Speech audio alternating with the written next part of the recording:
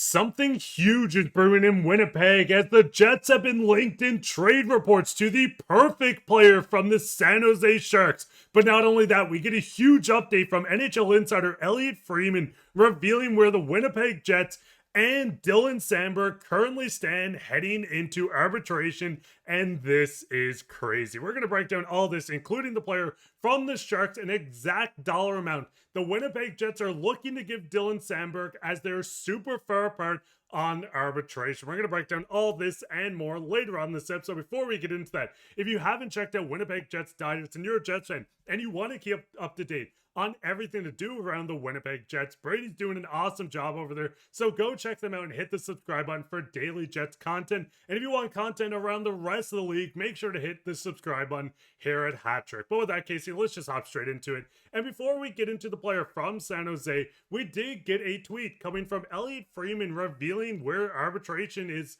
with Dylan Samberg. Freeman goes on to say, we have an arbitration filing for Dylan Samberg. We can only be given a one-year deal as he is eligible for unrestricted free agency next summer. The Jets filed at 2.5. Samberg and his camp filed at 6. Remember, these filings are strategic and we can settle until the hearing begins. Now, there is a lot of implications with this, Casey. We know Dylan Samberg, debatably their most impactful defenseman, and especially just behind Josh Morrissey last season. If they go to arbitration, Dylan Samberg is giving a one-year deal. That would walk him straight into being a UFA where he could, one, ask for more next offseason, and also with the chance to walk to a new team. Now listen, Scotiabank has him projected at a 3-year, 3.9, just shy of $4 million. What's your thoughts on where Samberg and the Jets stand, and do you think they can risk losing him into UFA next season?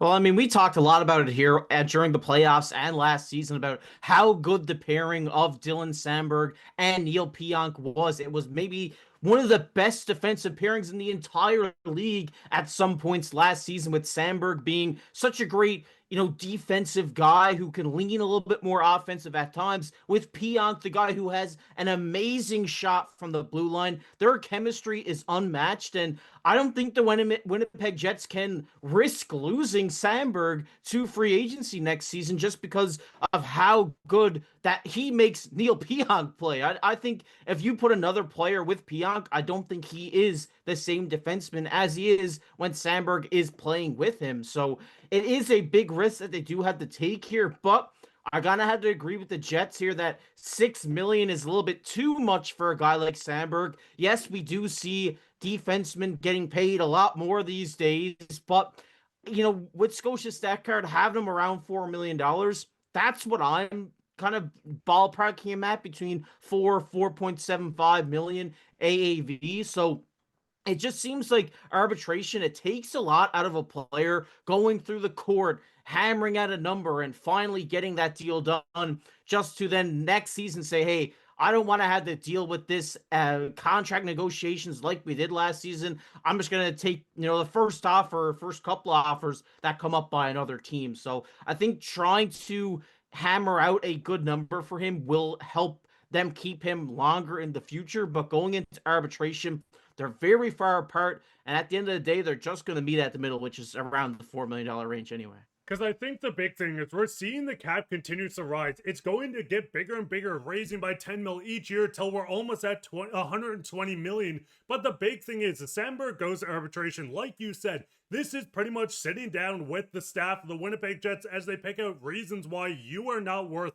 a certain dollar amount. It can be hard for a player looking at this with the management group when you want to build and continue a career with the team, but in saying that they can still hammer out a deal with these numbers. Yes, they seem super far apart, but they are doing this strategically so an arbitrator can look at the numbers and say, hey, we're going to meet somewhere in the middle, and hopefully that's at a $3-4 million range. But getting Samberg locked up on this defensive end, they have the cap space to do it. We know the importance. We've seen Pionk sign this offseason. I mean, it's coming down to the point where they need to make sure they have this top 4 locked up going into next year. And I do think, and I kind of hope for Jets fans, that we do see a Dylan Samberg signed to a multi-year extension before arbitration. But Jets fans, before we get into these trade rumors, what is your thoughts on the Winnipeg Jets and where Samberg currently stands? We know it's going to get dicey if it gets to arbitration, but at the very worst, you're going to have him all of next year, but then you have to go right back into more contract talks. But let's just hop straight into it, and it kind of ties in perfectly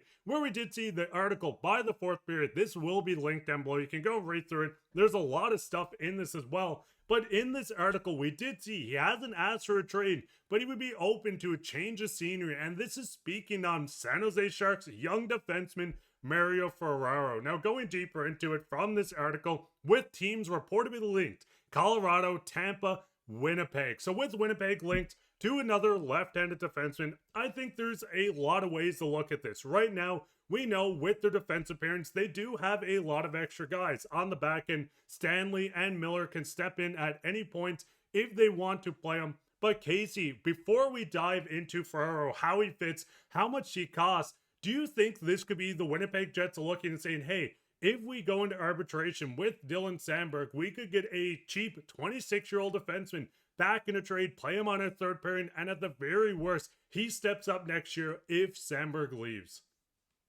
Yeah, I think Ferraro is the perfect replacement for a guy like Samberg. Like I said, Pionk isn't going to be the same player without Samberg, but I mean, Samberg and Ferraro play very similar games, and Winnipeg is one of the oldest rosters in the entire NHL today. So they're up there with the Pittsburgh Penguins, I think the top two teams. So getting a little bit younger with Ferraro at 26 years old, he's in the prime of his career. A lot of teams are going to be looking at this guy, and I do think that at the cap hit, it is very affordable. It is a very easy trade to make for the Winnipeg Jets, and maybe, Mark, we see Samberg go out the other end in this. I don't think that is too far out of the realm of possibility to happen. Say, hey, we can't agree on a number. They get through arbitration. They have that final number. They ship him out, get Ferraro in, a guy who I think is on the last year of his deal as well. So it's kind of like an even trade where both teams get the same style of defenseman. And I do think that Ferraro would be a great fit in this D-core. I think Winnipeg has maybe one of the most underrated D-cores in the entire NHL today, and just adding another defensive guy to pair with a guy like Neil Pionk is only going to be better for this team. Because I think the biggest picture looking at this Jets team and what most Jets fans would like is not only moving on from Stanley, but if you move Stanley out in a trade, clear up a bit of cap space, and you bring back Samberg, you could have a defensive core of Morrissey, DeMello, Samberg, Pionk, Ferraro, and Schenn. Now, Schenn and Ferraro would be an awesome. The Bash Bros playing next to each other. Last season, 129 block shots, 150 hits. Ferraro does a little bit of scoring, 12 total, or 17 total points, 21 the year before, on a Sharks team that wasn't one of the best teams in the league. So adding in this on the back end, I think it kind of hits the Jets into a second realm going into the playoffs. We've seen the scare with the St. Louis Blues last year, which was just decided by a goal at 2.7 or 3.7 seconds left when Perfetti tied the game going into overtime.